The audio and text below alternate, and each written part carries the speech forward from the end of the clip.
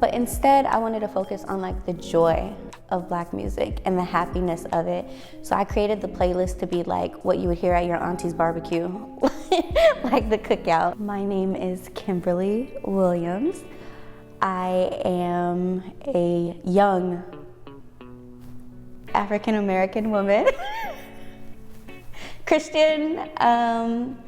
I am a youth leader at Personally Church of God in Christ. I am a marketing consultant during the week.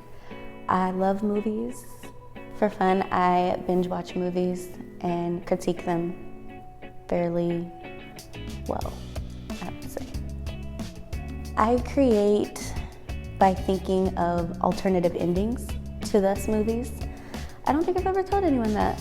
But yeah, I sit and I think of ways movies could have ended differently, or television shows, like if a series ended badly, I try and rethink. Gossip Girl for one. I Will Never Let This Go, how they had Dan be XOXO. I didn't like that. I would have made it like Serena herself or something like that.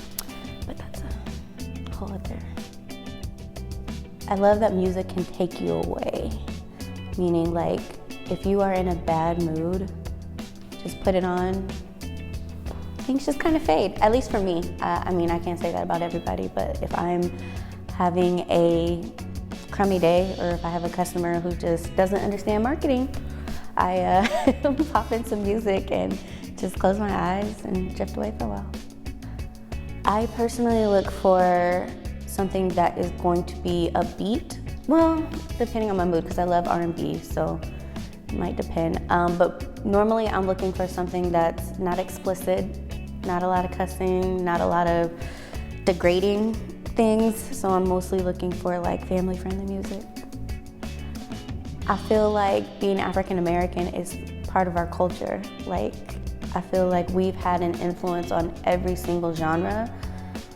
There's actually no genre I can think of that, that Black people weren't a significant part of.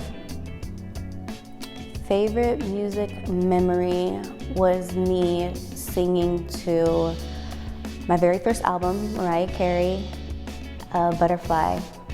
No, it was Rainbow, sorry. Rainbow album, and I was singing to my stuffed animals to Cry Baby, which is a very depressing song, but I swear at 7 years old I knew what I was talking about. What's your favorite lyric in that song? Dang, you're catching me off the spot. Let me get the beat in my head. It's 3 a.m. and I've been up struggling. Yeah. It prepared me for adulthood. No, I'm just kidding. So, because I have the month of February, I decided to do all Black music, as I had mentioned, but I wanted to do it on a different route. Because a lot of times when we hear Black history, we think of the struggle, or like riots, or at least that's what I think of. I think of like things that we've had to overcome. But instead, I wanted to focus on like the joy of Black music and the happiness of it. So I created the playlist to be like what you would hear at your auntie's barbecue, like the cookout. And that auntie would be me, because I am an aunt.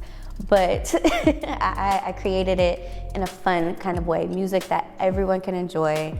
Most of us have heard in our lifetime at some point. If you hadn't, I'm sorry. That's unfortunate, because it's really some great songs.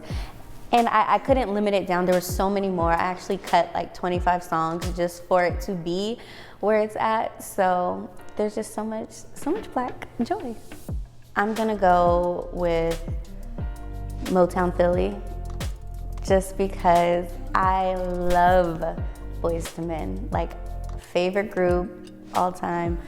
And it was just so fun. It reminds me of 90s, it reminds me of Carefree, and yeah.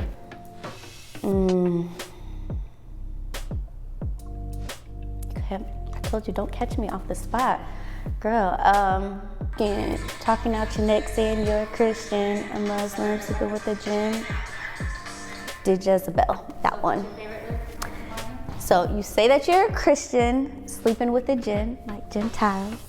Now I just forgot it again. I can only sing it when it's going. Muslim, sleeping with a jinn. Now that was a sin that did Jezebel, and who you gonna tell when the repercussions spent?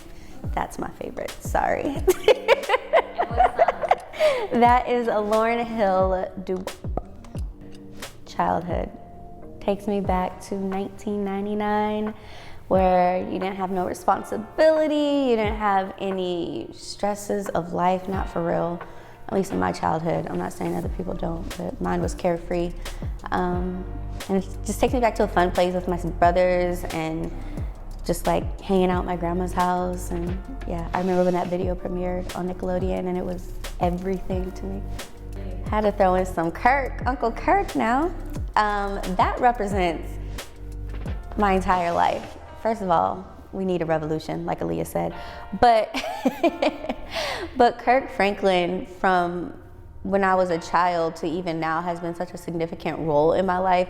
So it was actually really hard choosing which song of his that I would put on the playlist. But I chose Revolution because, again, it reminds me of that carefree, young, 90s feel. Like I just think back to a happy place. I think back to actually MLK Day, when he was actually here, when we used to do those big celebrations here in Phoenix. That choir came and performed, and I just remember that being so dope. Joy, Black joy. And instead of thinking of struggles and anger, which rightly so, like we do have those songs as well, but I think this will take them to a memory, a happy place of joy.